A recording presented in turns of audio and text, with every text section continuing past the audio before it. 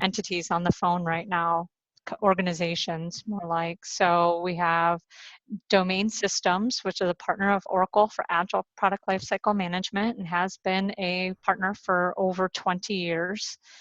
I myself am the account manager for Domain Systems. I'm just going to go ahead and introduce Jeff Nichols, who's our Vice President of Professional Services. And so both of us have been around in the Agile community for over a decade now. So, you know, nothing Agile, nothing medical devices, anything new to either he or I. So the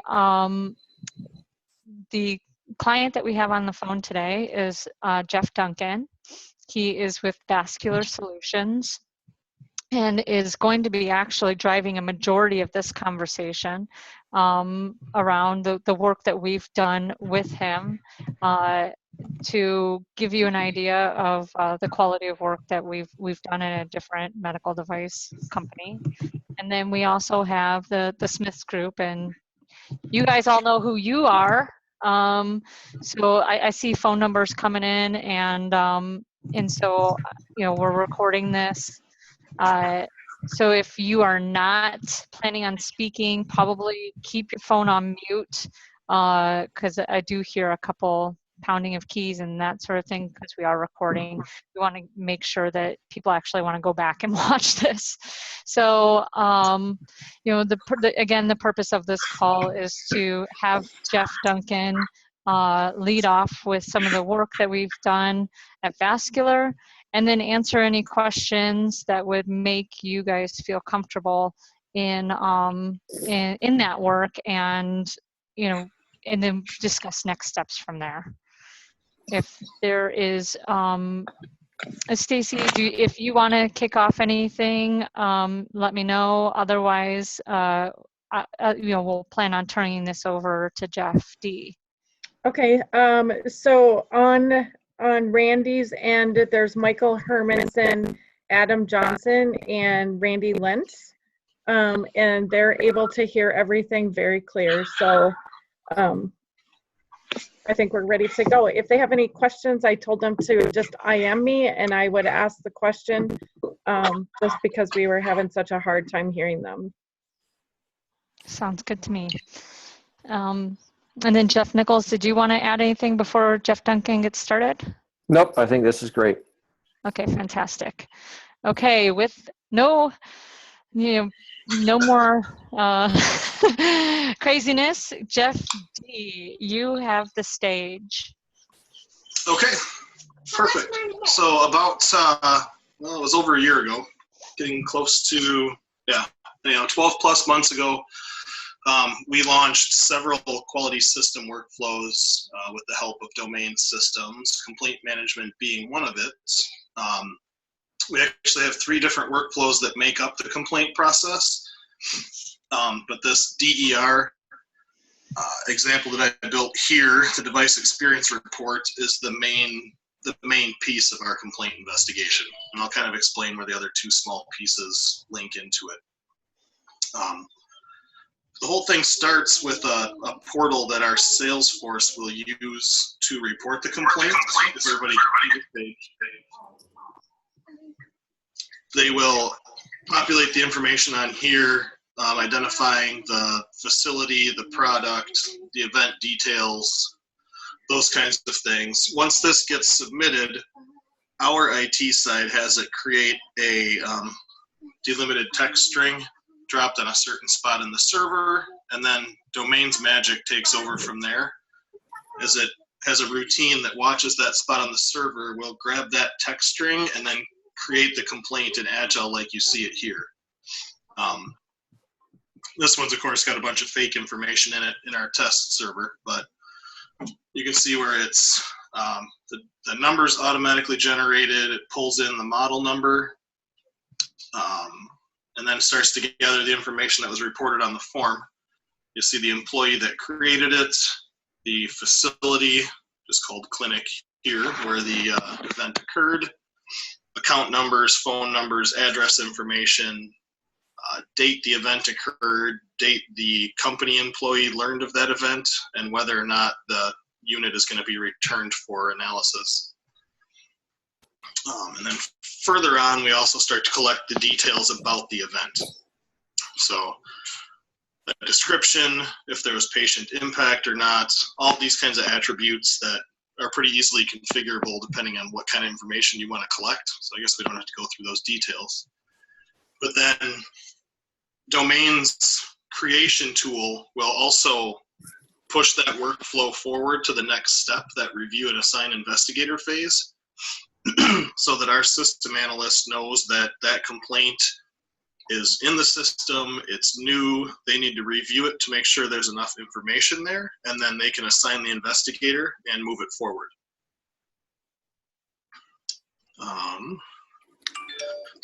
We want to do the affected items, Jeff? What's that? The affected items. Oh, sorry, yep. The product part number identified through that model number, as well as is added to the affected items tab. Fields like this item description, item product line, I left blank. The revision, I just created this part so it's showing it as introductory instead of some released production rev. But these are attributes that get pulled through based on that item. They're not set as a part of the complaint, they're just pull-through attributes. But then the complaint's also gathering information like the lot number, manufacture date, expiration date, and quantity of items that are part of that complaint. That's also part of the information that's pulled in the beginning when it's created. How does it do that, Jeff? There's Jeff Nichols can probably explain it a little better, but our form that I showed on this page here that the Salesforce fills out captures all of that information. Yep. Once that is submitted, there's some database work that our IT group does. So while only the model number is created, is noted on this form, we capture the actual part number based on what that model is, based on what the lot number is. So there is some logic that goes into that, but then there's a text string created and dropped on the shared drive. And then Domain Systems has a complaint import tool, a process extension that they built that captures that delimited text string with all of that attribute data in it, populates it in the proper cover page attribute portions. So drops the salesman in here, the account number in here, and so on and so forth. Puts the product information, the item number, adds that to the affected items tab, populates the lot number, the manufacturing date, all this information here. Got it. And then advance it in the workflow to the next step. If there's an error, there are emails generated by that import tool that go out to the system administrators to let them know that there's an error so that they can deal with it, so you don't have complaints building up kind of in no man's land in an error space, so that we can react to those as quickly as possible. Any other questions up to that point?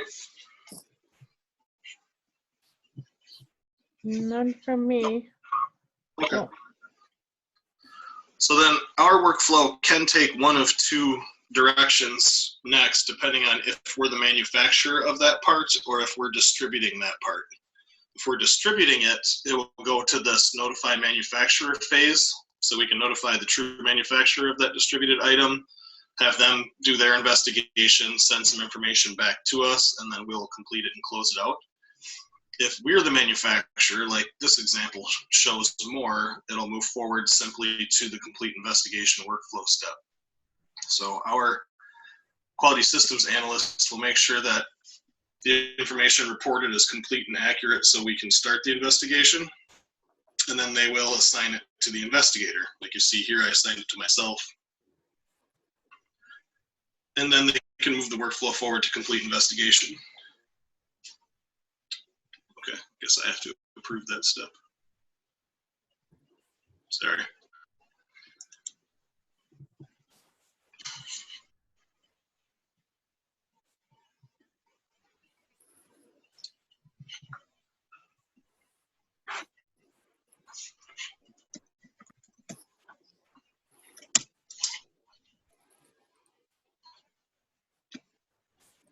Okay, So then it'll move forward to complete investigation. As the investigator, it'll show up in my home screen and my workflow routings to let me know that I have work to do on this. And then there's a bunch of different additional investigation fields that show up on the cover page after all the event information. So we can look at what kind of follow-up actions are required, start to capture some cause code information, relate back to risk documents, identify the appropriate failure mode from the risk documents, severity levels, as well as some kind of indicator tracking that we do as well. And This these is are all just fields that you've configured, correct, within Agile to collect Right, that yeah. information? So you'd pick and choose based on the type of investigation attributes that you would want to capture for your complaint process, how it works in sense. Sure. Jeff, do you relate directly back into the hazard analysis, or do you pick directly from that, or are you manually entering that information? This risk document used, Yeah. this field here, if I highlight it, is a dynamic list that picks from available released risk documents. And then the failure mode here is free text, where they're copying and pasting the appropriate failure mode from the document itself. And then they'll populate the actual revision here. Okay. This revision. So this risk document used will be a link that you could link right back to that risk document, whether it was a design FAMICA, P-FAMICA, or a hazard analysis. Is the cause code a dynamic list too, or is that something that you? It's it's either a simple list or a multi-list, just depending on the type of cause codes that it is. It's not a dynamic list because the causes aren't released items in the field So it's just a list of values that you've set up.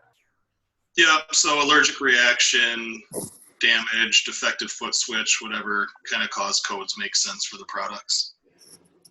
Yeah, so that's something we just configure as a list of values for selection. Yep. Yeah, we're actually in the middle of a big project where we're revamping some of this to kind of have our next generation of it coming out, and we're using a new type of cause code field, the indented list. So you can kind of grab it by product line and then have, based on that product line, you'd have a list of the relevant codes instead of, I might be talking about a catheter here, but this is talking about a defective foot switch where there's no foot switch on the catheter. So you end up with a big list that you kind of have to parse through to see which ones are really related to the device in question. Perfect. So it's related more to the device that is the subject of the complaint. Right. It helps you kind of whittle that list down so you only have the applicable cause codes, but it takes more time to manage the list. So there's a give and take. Yeah. Yeah, that's basically it for that section. There's also this distributed section where we're documenting information back. If we are just the distributor, we'll get the information back from that manufacturer or supplier and populate some of their investigation information in there. We have a separate workflow today that we use to capture returned product analysis. And we have a separate workflow today that captures the regulatory reporting determination. So those three workflows kind of work in concert to capture everything about this complaint that we need. But going forward, we've actually combined them all into the same workflow. But I don't really have an example where I can show that today. But it can be done because you can use you can have different rights so that only the regulatory group, for example, could be able to edit the reporting determination section on this cover page at certain workflow steps.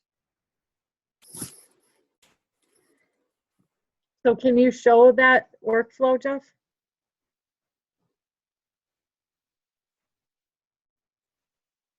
Which one? The where they actually go in the regulatory reporting. Let Yeah, I didn't create one of those, but I can do that. Uh-oh, my system's kind of locked up for a minute. Hold on a sec.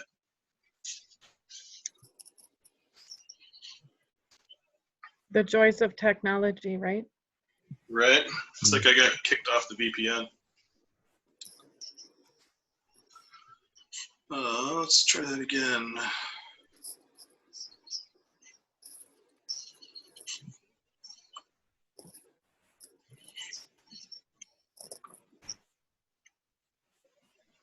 Okay, looks like it's reconnected. Yes, so the regulatory reporting determination, our regulatory analysts, and relate it back to the complaint using the relationship tab.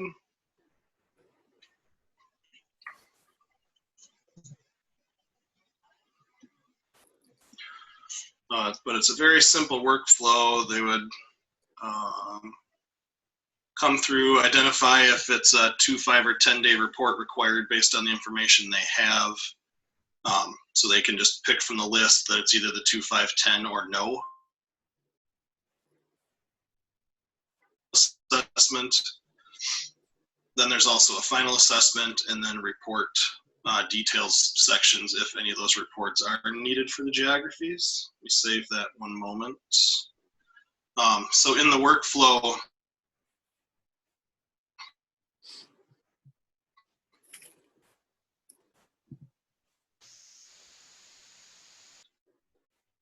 the first extension, that is, while they're waiting for the investigation to get completed. So then in that final assessment, they've got more details from the complaint investigator, and they kind of do another assessment to see if any kind of report kind of confirming their initial assessment.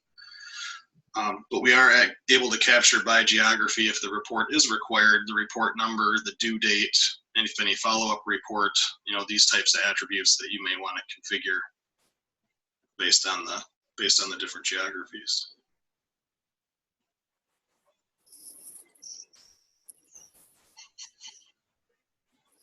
And then we'll use the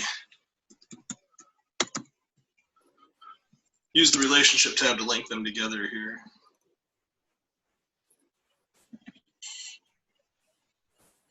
Now, do you automatically push the report through to FDA from Agile, or are they actually going into WebTrader and creating their own report? Nothing's automatically pushed from Agile today. Okay. So they're doing that manually through some process you'll be a lot more familiar with than I am. Yeah. And I think that, Michael, I know that we're having a hard time hearing you, but if you could at least let me know, I think one of the things that we're looking for is for if we decide that it's actually reportable in the US, then there would be some kind of script or something that would actually generate that report. Is that correct? Yeah, it is. And I think we finally got our speaker working, so apologize, everybody. We had to reboot on this room. But yeah, I think it's sometimes called like an EDMR submission, where that is absolutely a desire on our part, because we think the savings and the accuracy and the time would be big for us. And so, but it's good to know that you guys are able to get something in that works for you, at least with this level. So that's one on our list to investigate if it's possible or not. And if we do figure it out, we'd be glad to share back and to reciprocate the sharing with you guys. Sure, that'd be great. And I know I can speak from other projects, and what I've been able to see Domain do is be able to create scripts that run that are either triggered by completing a workflow step or entering in a new workflow step, or you can trigger them through items on that action menu. And as long as all the information you're trying to capture and report on that electronic MDR is captured in the different attributes and stuff, I've seen them be able to do pretty amazing things. So I'll let Mr. Nichols get into those details. Just as he said.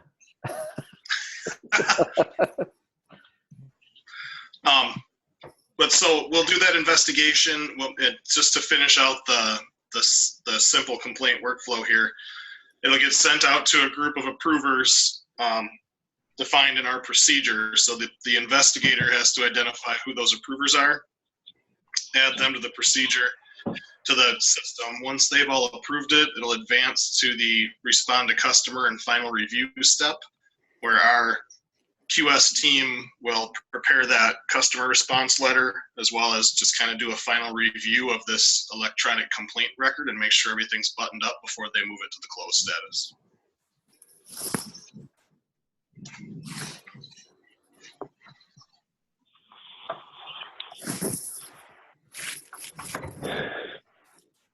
Is there anything else that I can show you or try to explain in a little more detail?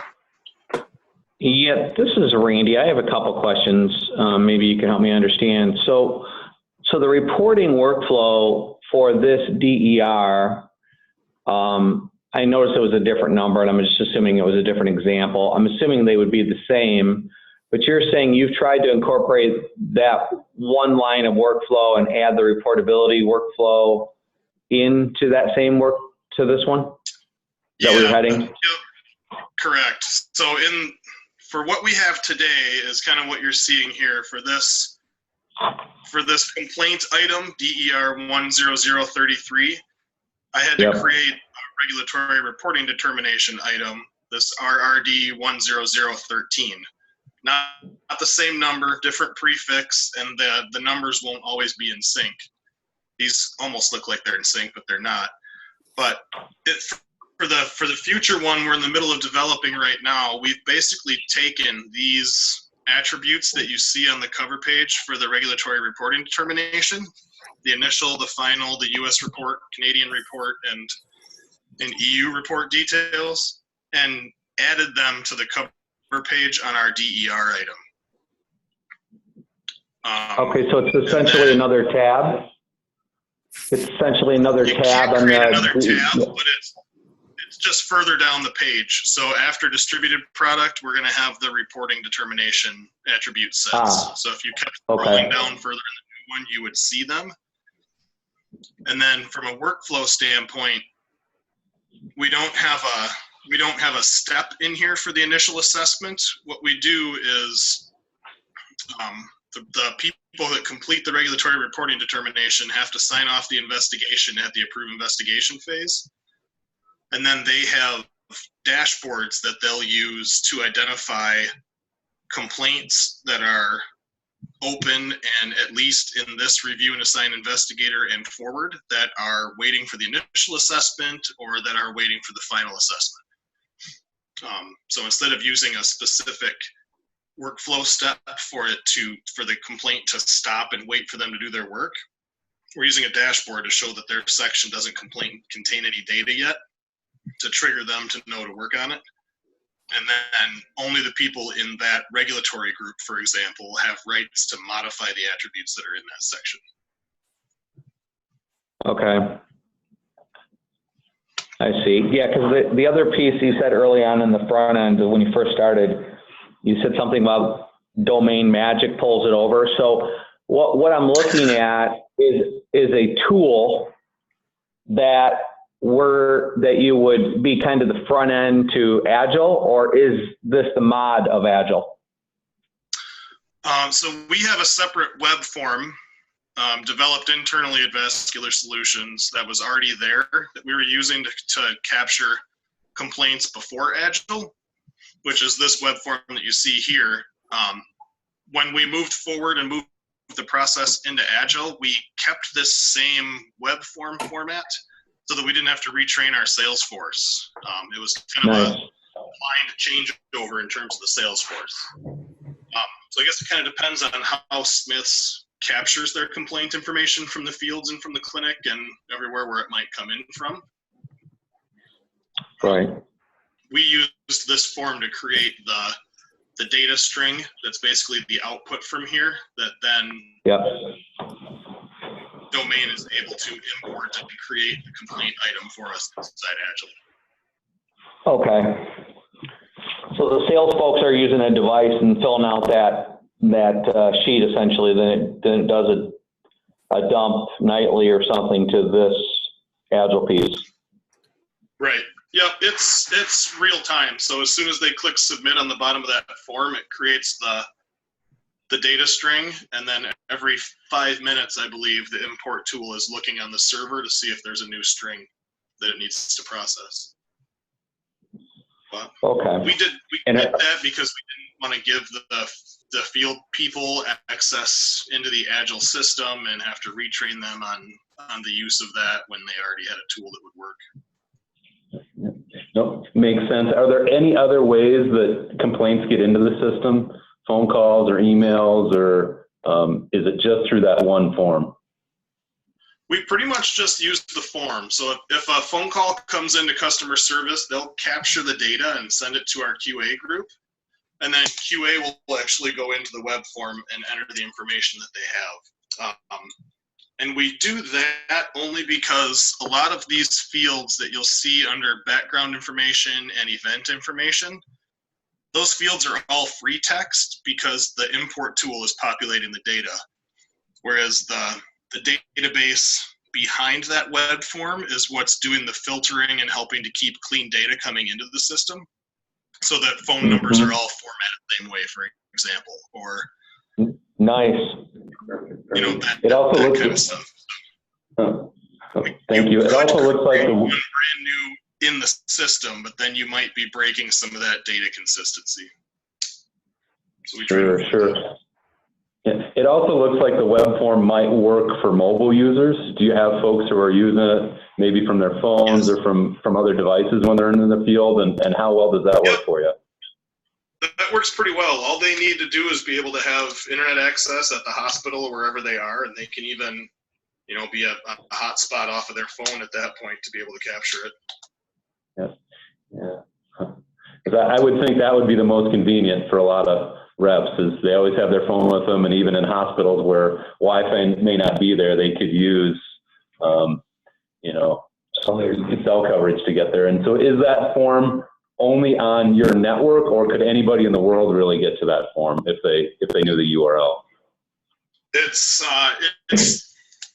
not, I'm trying to think. I think you have to be connected to our VPN to get to it.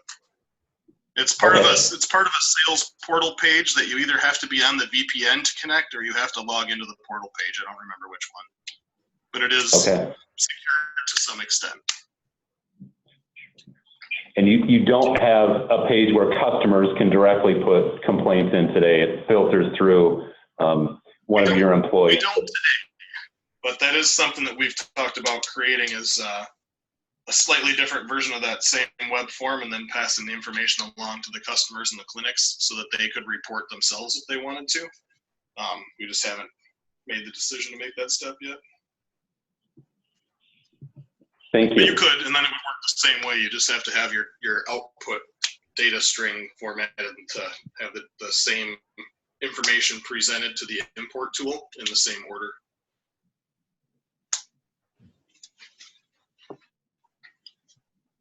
So was domain involved in that, the configuration to get from that import tool to Agile? Yes, they built that. So okay, Vascular's they built IT that highway. And then domain built all of the import tool and kind of directed our IT group on how to configure the output string, the text file, so that it would work with their import tool. Nice.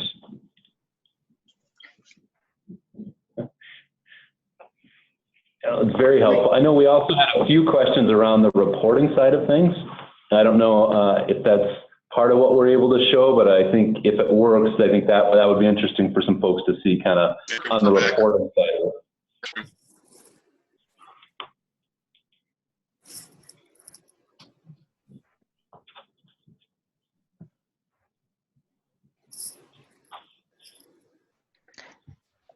I think this is where somebody speaks. Yeah. So,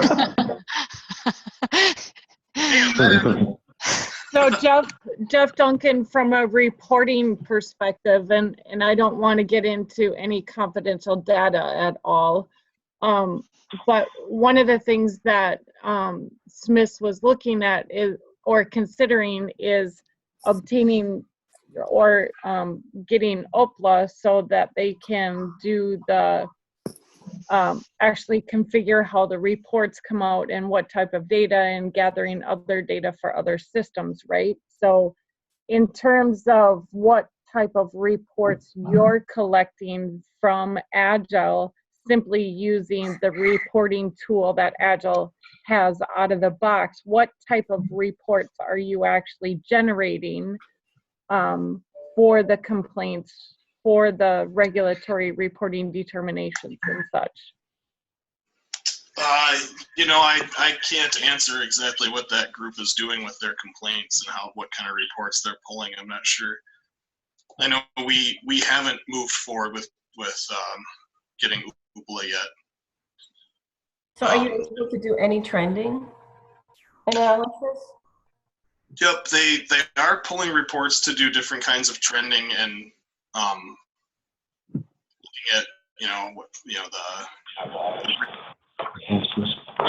General reports are from Agile. lanes. Yeah, so Jeff Duncan, this is Jeff The rate Nichols. of reportable lanes.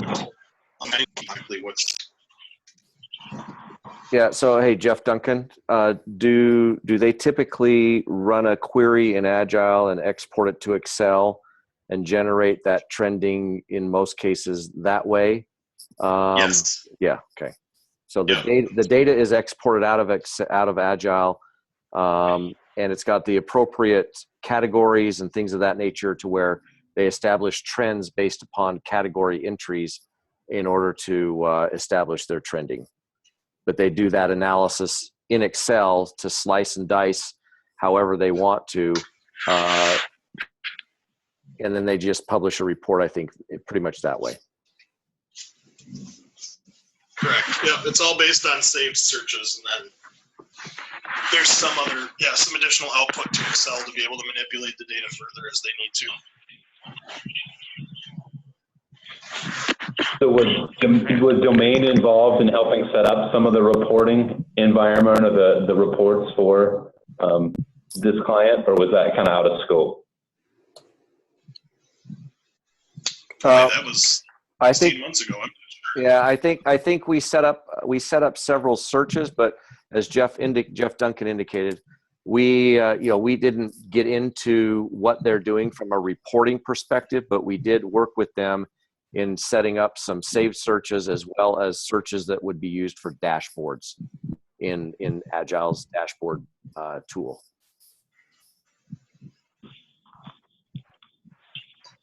We basically taught them.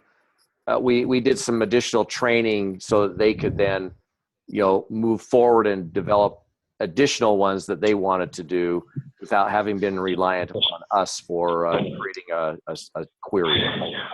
Right. So it makes sense. Individual users can pull up their list or pull up data from that they work on. Yep.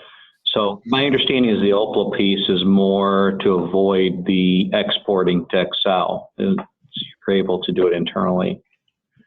So that gets into validation and stuff too. So, Correct. How long have you guys been using the system?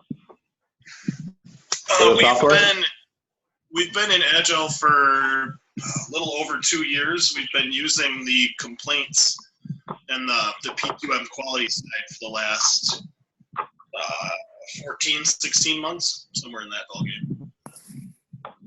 Yeah, the reason why I'm asking is now that you've gone live with it, one of the big questions would be, what might you have? What would you include now that maybe you didn't see in the beginning, or what would you do different? Yep, and then so we're in the middle of a project right now to help optimize this complaint process, and part of that is combining those 3 workflows together. Now that we're more comfortable with how Agile works, Domain tried to steer us in that direction in the beginning, but we didn't have as much experience in it. We weren't as comfortable with having kind of parallel work streams happening at the same flow steps and understanding how you can use dashboards to identify the groups that haven't done their work yet, some of those types of activities.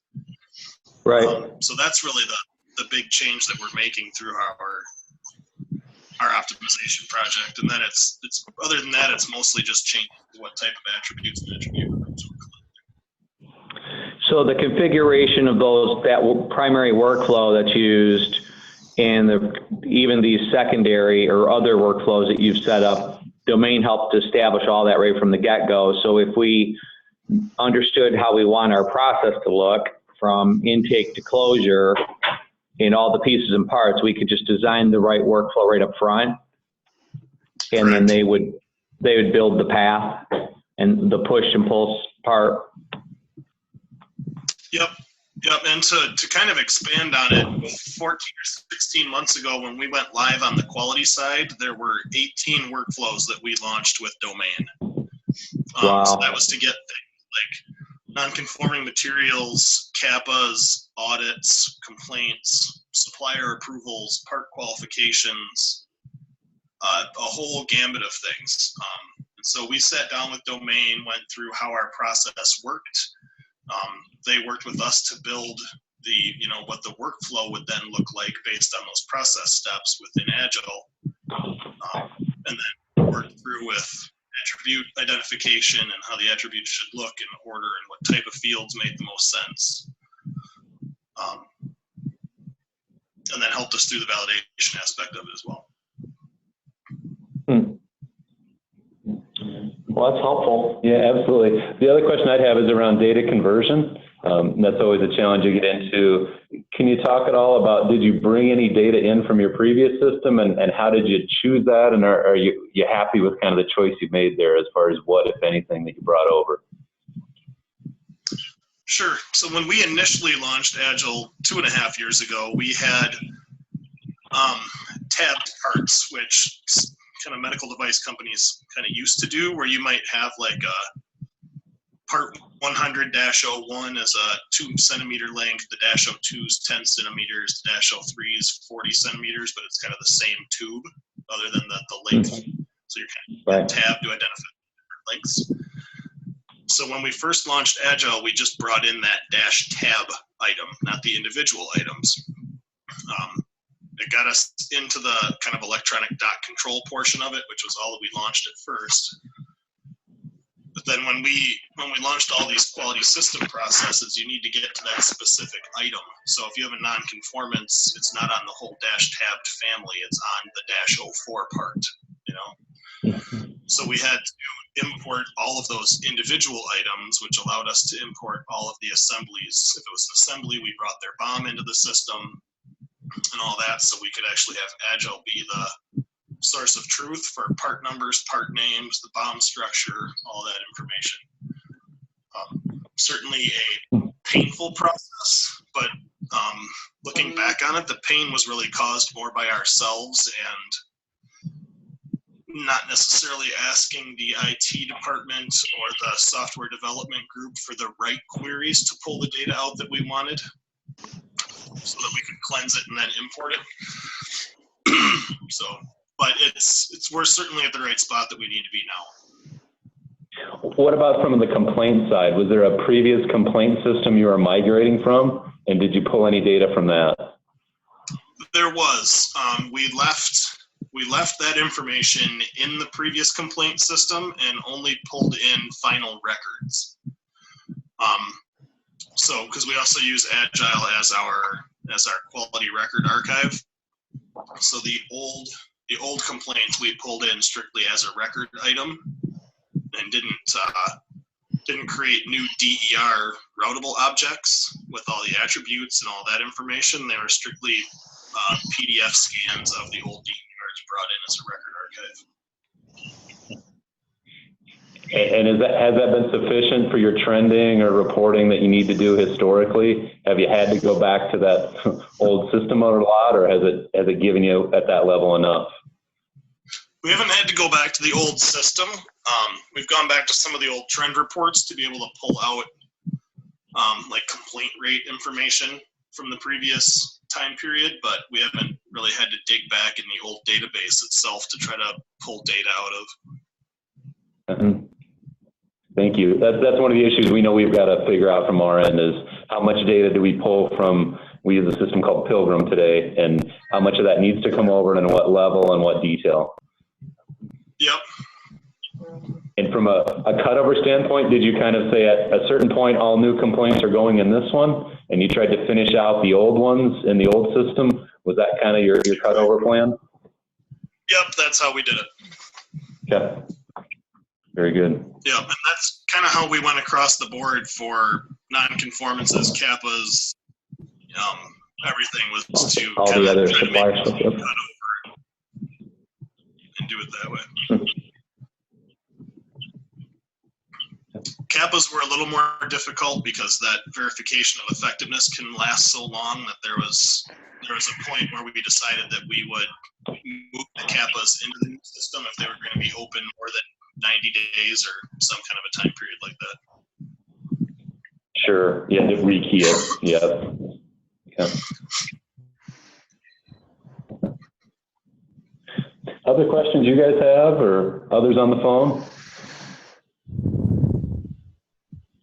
Would you say from the standpoint of working with Domain when they came in to kind of do the work and kind of pick your brain as to what the process should look like and that, was there a pretty consistent level of collaboration that happened in terms of you having to work with them quite a bit, or was it just kind of phased out gate by gate? Or I guess I'm just kind of looking at the resource side of it internally. Sure. We kind of broke it out into different sections of different workflows. So we'd talk about 2 or 3 at a time, go through the details, build it with them, kind of work through them with our team. So there was a huge amount of work just based on the number of workflows that we had. Sure. But a very high level of service provided by Domain to build what we were asking for, but also identify for us places where it might make sense based on the usefulness of Agile, where things could be done differently and work better with the system and how it's intended to be used. Mm-hmm. I think one of the biggest challenges that we encountered, Randy, was that we really needed to get our procedures updated, and reviewing our procedures was and getting them updated and knowing that they were actually going into Agile. We needed to make sure that they were solid first. Right. Without using an Agile tool, right? So we had to go through them, make sure that they were fully compliant, that they were solid. Then the next step was okay, now how do we take that solid procedure and implement it into Agile? So there was a lot of work up front before we could even get to start with Jeff and his team, right? So we had to go through our processes first. Mm-hmm. Yeah, that's kind of where we're at. And is it fair to say that is an area, did Domain help with some of that pre-technology work around your processes, or was that something just as an internal team you need to do on your own?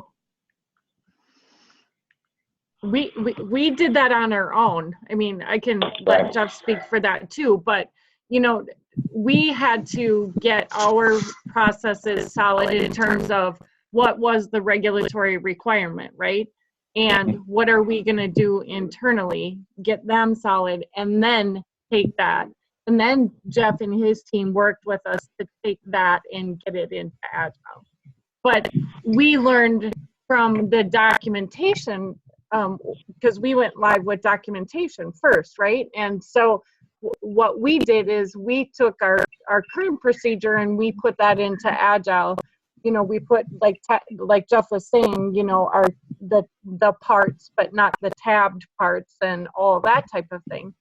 Where if we would have taken a step back and considered all of that stuff first and really gotten all of that solidified first, then we wouldn't have had to go around and maybe do all the other work, right? So we certainly learned the second time around when it came to the quality side, getting the quality modules, 18 quality modules in, and Jeff Duncan led this, you know, getting every single one of those processes as solid as possible, and then taking it to the next step.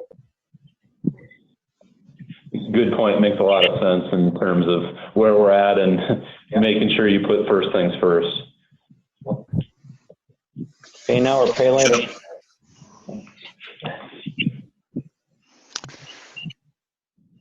So, Stacy, I guess this is the point where we start to kind of wrap it up and talk about next steps.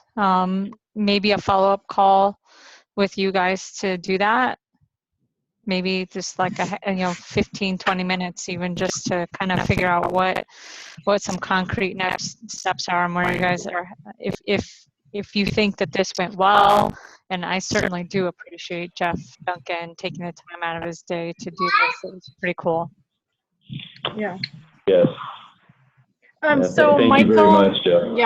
yeah, Michael, Lori, I mean, I'm really going to look for you